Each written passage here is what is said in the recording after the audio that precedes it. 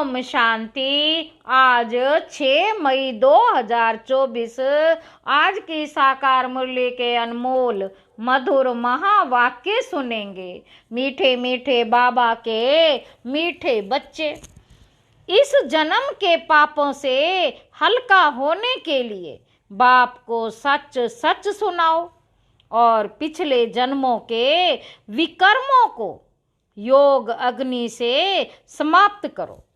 आज की मुरली का प्रश्न है, खुदाई खिदमतगार बनने के लिए कौन सी एक चिंता पूर्णा चाहिए?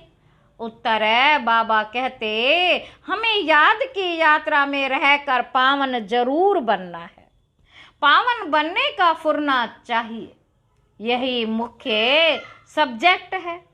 जो बच्चे पावन बनते हैं वही बाप के खिदमत गार बन सकते हैं।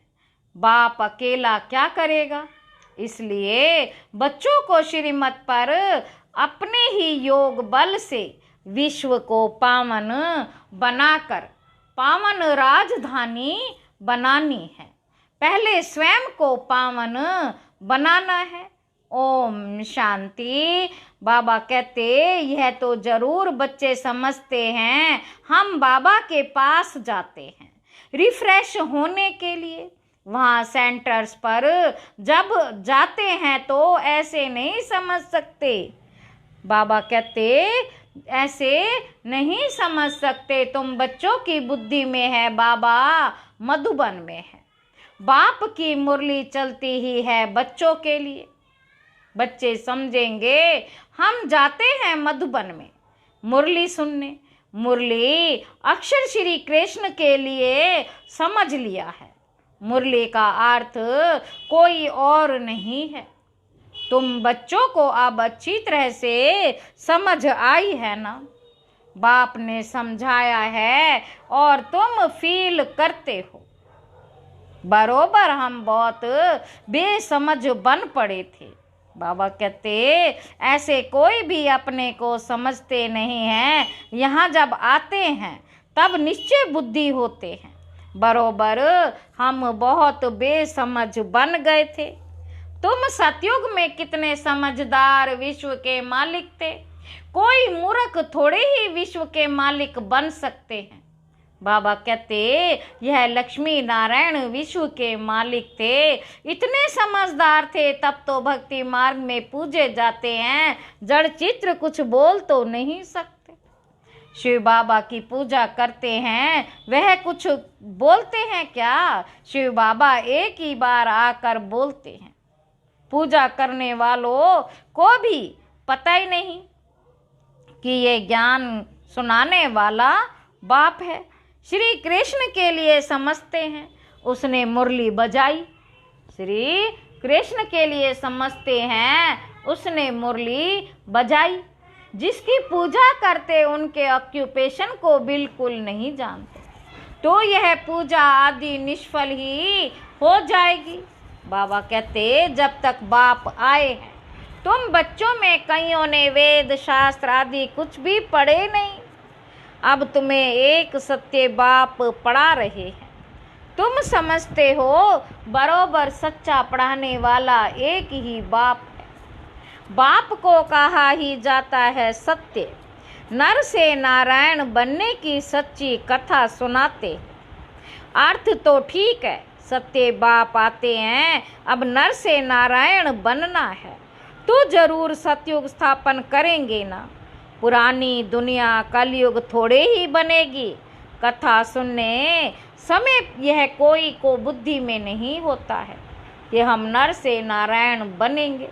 अभी तुमको नर से नारायण बनने का राजयोग सिखलाते हैं, यह भी कोई नई बात नहीं है। बाप कहते हैं मैं कल्प कल्प आकर समझाता हूँ।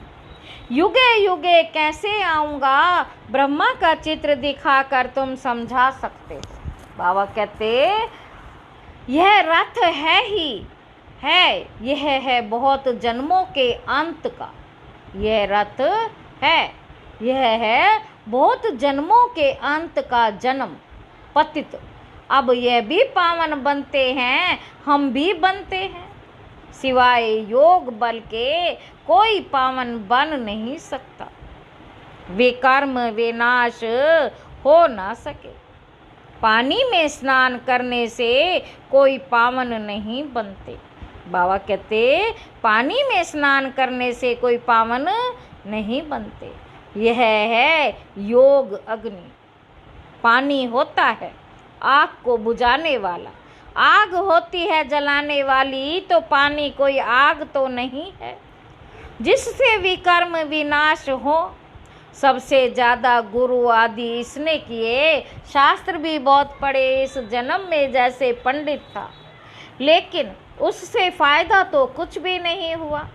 बाबा कहते पुण्य आत्मा तो बनते ही नहीं, पाप ही करते आए हैं। बाप ने समझाया है, जो अपने को बच्चे समझते हैं तो इस जन्म में जो पाप आदि किए हैं, जबकि सन्मुख बाप आया है, तो सन्मुख बाप आया है तो पाप कर्म बता देने चाहिए तो हल्का हो जाएगा।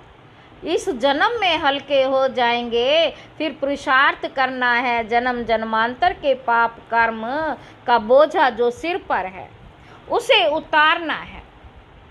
बाप योग की बात समझाते हैं, योग से ही विकर्म विनाश होंगे। बाबा कहते योग से ही विकर्म विनाश होंगे। ये बातें तुम अभी सुनते हो, सतयुग में ये बातें कोई सुना ना सके।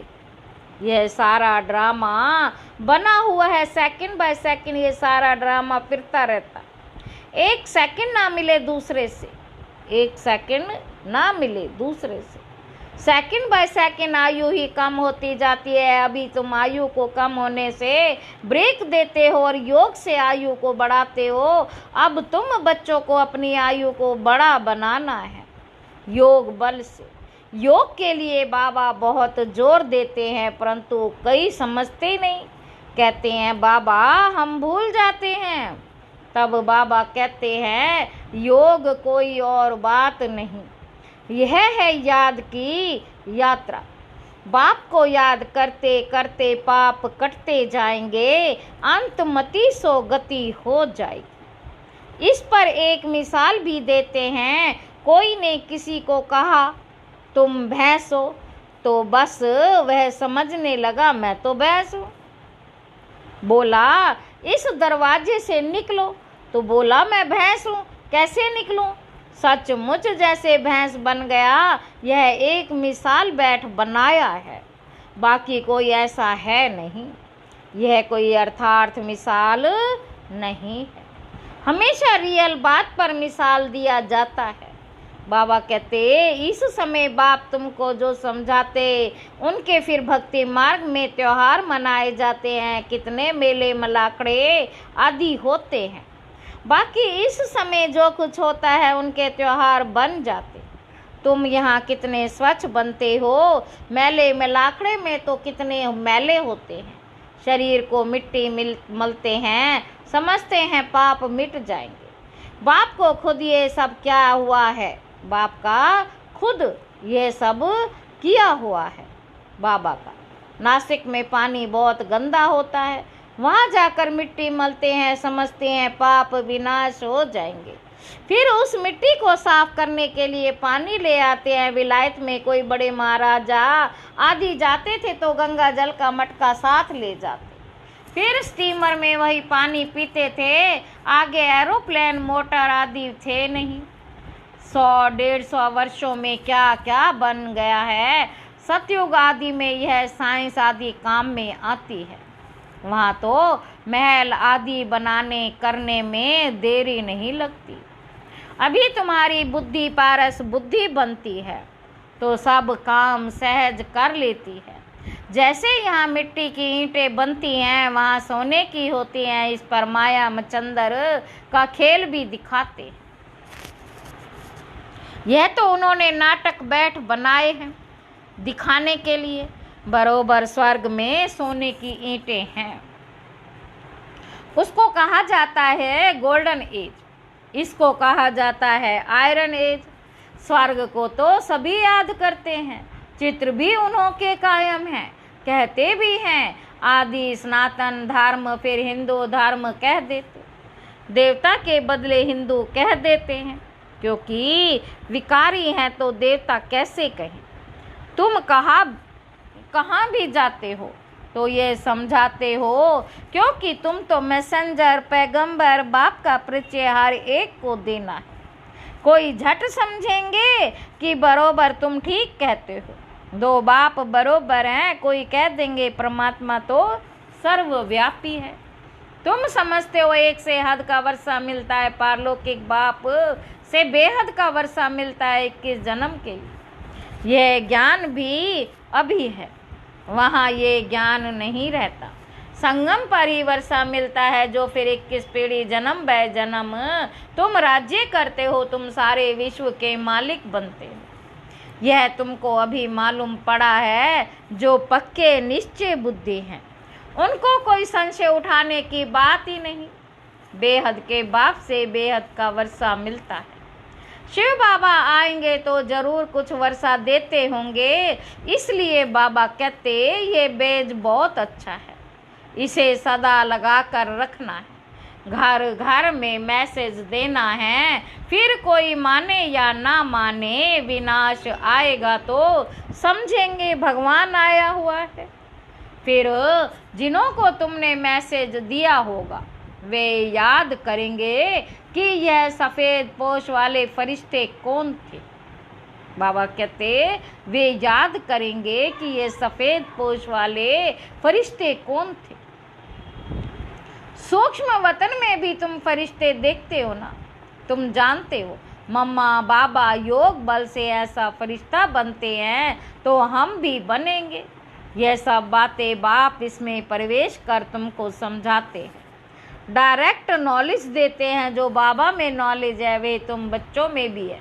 जब ऊपर ले जाते हो तो नॉलेज का पार्ट भी पूरा हो जाता है, फिर जो पार्ट मिला है वह सुख का पार्ट बजाते हैं और यह नॉलेज भूल जाती है। तो तुम बच्चे कहाँ भी जाते हो तो मैसेंजर की निशानी यह बैज साथ में जरूर चाहिए। बाबा कहते भल कोई हंसी करे, इस पर क्या हंसी करेंगे, तुम तो यथार्थ बात सुनाते हो। यह बेहद का बाप है, उनका नाम है शिव बाबा। यह बेहद का बाप है, उनका नाम है शिव बाबा। वह कल्याणकारी आकर स्वर्ग की स्थापना करते हैं। यह पुरुषोत्तम संगम युग, ये सारा ज्ञान तुम बच्चों को मिला है। यहाँ सारा ज्ञान तुम बच्चों को मिला है, फिर भूलना क्यों चाहिए। बात तो बिल्कुल सहज। चलते फिरते बाप और वर्षे को याद करना है, शांति धाम और सुख धाम। तुम बच्चे यहाँ आते हो, मुरली सुनकर जाते हो, फिर सुनानी भी चाहिए। ऐसे नहीं सिर्फ एक ही ब्राह्मणी मुरली चलाए, ब्राह्मणी को आप समान बनाकर तैयार करना चाहिए, तब बहुतों का कल्याण कर सकेंगे। अगर एक ब्राह्मणी कहाँ चली जाती है तो दूसरी क्यों नहीं सेंटर चला सकती। क्या धारणा नहीं की है? बाबा पूछ रहे हैं, क्या धारणा नहीं की है? स्टूडेंट को पढ़ने और पढ़ाने का शौक चाहिए। मुरली तो बहुत सहज है, कोई भी धारण कर क्लास करा सकते हैं। यहाँ तो बाप बैठे हैं, बाप बच्चों को कहते हैं कोई भी बात में संशय नहीं होना चाहिए। एक बाप ही है जो सब कुछ जानते हैं, एक ही अहम ऑब्जेक्ट है, इसमें कोई प्रश्न आदि पूछने का भी नहीं रहता। सुबह को भी बैठ बच्चों को याद की यात्रा में मदद करता हूँ। सारे बेहद के बच्चे याद रहते हैं। तुम सब बच्चों को इस याद की मदद से सारे विश्व को पावन बनाना है। इसमें ही तुम उंगली देते हो। पवित्र तो सारी दुनिया को बनाना है ना, तो बाप सभी बच्चों पर नजर रखते हैं ना। सब शांति धाम में चले जाएं, सबका अटेंशन खिंचवाते हैं। बाप तो बेहद में ही बैठेंगे। मैं आया हूँ सारी दुनिया को पावन बनाने, सारी दुनिया को करंट दे रहा हूँ, तो पवित्र हो जाए। जिनका पूरा योग बल होगा वे समझेंगे। बाबा अभी बैठकर याद की यात्रा सिखला रहे हैं, जिससे विश्व में शांति होती है, बच्चे भी याद में रहते हैं तो मदद मिलती है। मददगार बच्चे भी चाहिए ना। खुदाई खिदमतगार बच्चे निश्चय बुद्धि ही याद करेंगे। खुदाई खिदमतगार निश्चय बुद्धि ही याद करेंगे। तुम्हारी पहली सब्जेक्ट है ही पावन बनने की। गोया तुम बच्चे निमित्त बनते हो बाप के साथ, बाप को बुलाते ही हैं, है पतित पावन आओ। अब वह अकेला क्या करेगा, खिदमतगार चाहिए ना। तुम जानते हो हम विश्व को पवित्र बनाकर फिर सारे विश्व पर राज्य करेंगे। बुद्धि में जब ऐसा निश्चय होगा तब नशा चढ़ेगा। तुम बच्चे जानते हो, बाबा कहते तुम बच्चे जानते हो, हम बाप की श्रीमत से अपने योग बल से अपने लिए राजधानी स्थापन कर रहे। यह नशा चढ़ना चाहिए, यह रूहानी बात बच्चे समझते हैं। हर कल्प बाबा इस रूहानी बल से हमको विश्व का मालिक बनाते हैं। यह भी समझते हो कि शिव बाबा आकर स्वर्ग की स्थापना करते हैं। अभी सिर पर इस याद की यात्रा का ही फुरना है, पुरुषार्थ करना है, धंधा आदि करते भी याद की यात्रा रहे। एवर हेल्दी बनाने के लिए बाप कमाई बड़ी जबरदस्त कराते हैं। बाप कमाई बड़ी जबरदस्त कराते हैं। इस समय सब कुछ भुलाना पड़ता है। हम आत्माएं जा रही, आत्म अभिमानी बनने की प्रैक्टिस कराई जाती है। खाते पीते चलते फिरते यह क्या बाप को याद नहीं कर सकते। कपड़ा सिलाई करते बुद्धि योग बाप की याद में रहे, बुद्धि योग बाप की याद में रहे। बहुत सहज है, ये तो समझते हो। 84 का चक्र पूरा हुआ, अभी बाप हम आत्माओं को राजयोग सिखलाने आए हैं। यह वर्ड की हिस्ट्री ज्योग्राफी रिपीट होती रहती है। कल्प पहले भी ऐसे हुआ था जो अब फिर रिपीट हो रहा है। ये रेपिटेशन का राज भी बाप ही समझाते हैं। हर एक को ड्रामा में पार्ट मिला हुआ है, वह बजाते रहते हैं। बच्चों को राय दी जाती है कि बाप को याद करो तो सतो प्रधान बनेंगे, फिर यह शरीर भी छूट जाएगा। तुम्हारी बुद्धि में अब यही है कि हम आत्मा सतो प्रधान बने, क्योंकि वापस घर जाना है। सतयुग में ऐसे नहीं कहेंगे, वहाँ तो कहेंगे एक पुराना शरीर छोड़ दूसरा लेना है। वहाँ तो दुख की बात ही नहीं, यहाँ यह दुख धाम है। पुराने शरीर हैं तो समझते हैं इनको छोड़ अब वापस अपने घर जाएं। बाप को निरंतर याद करना है, वह निराकार बाप ही ज्ञान का सागर है। वही आकर सबकी सदगति करते हैं। बाप कहते साधुओं का भी उद्धार करता हूँ। तुम अब एक बाप से योग लगाओ।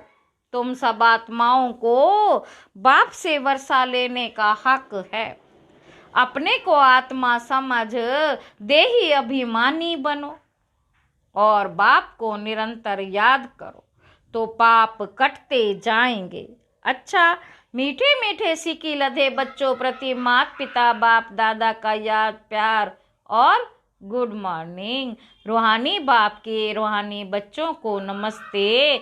हम रूहानी बच्चों के रूहानी बाप दादा को याद प्यार और गुड मॉर्निंग और नमस्ते बाबा, नमस्ते। शुक्रिया बाबा, शुक्रिया।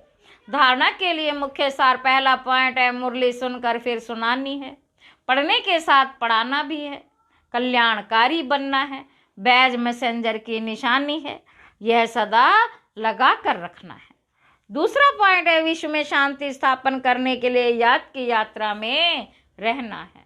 जैसे बाप की नज़र बेहद में रहती सारी दुनिया को पावन बनाने के लिए करंट देते हैं, ऐसे फॉलो फादर कर मददगार बनना है। वरदान है, कर्म और योग के बैलेंस द्वारा कर्मातीत स्थिति का अनुभव करने वाले कर्म बंधन मुक्त भव। कर्म के साथ साथ योग का बैलेंस हो तो हर कर्म में स्वतः सफलता प्राप्त होती है। कर्म योगी आत्मा कभी कर्म के बंधन में नहीं फंसती।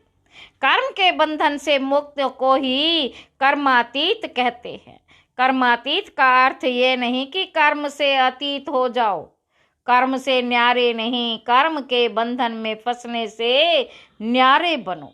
ऐसी कर्म योगी आत्मा अपने कर्म से अनेकों का कर्म श्रेष्ठ बनाने वाली होगी। उसके लिए हर कार्य मनोरंजन लगेगा, मुश्किल का अनुभव नहीं होगा। स्लोगन है, परमात्म प्यार ही समय की घंटी है, जो अमृत वेले उठा देती है। अच्छा, ओम शांति।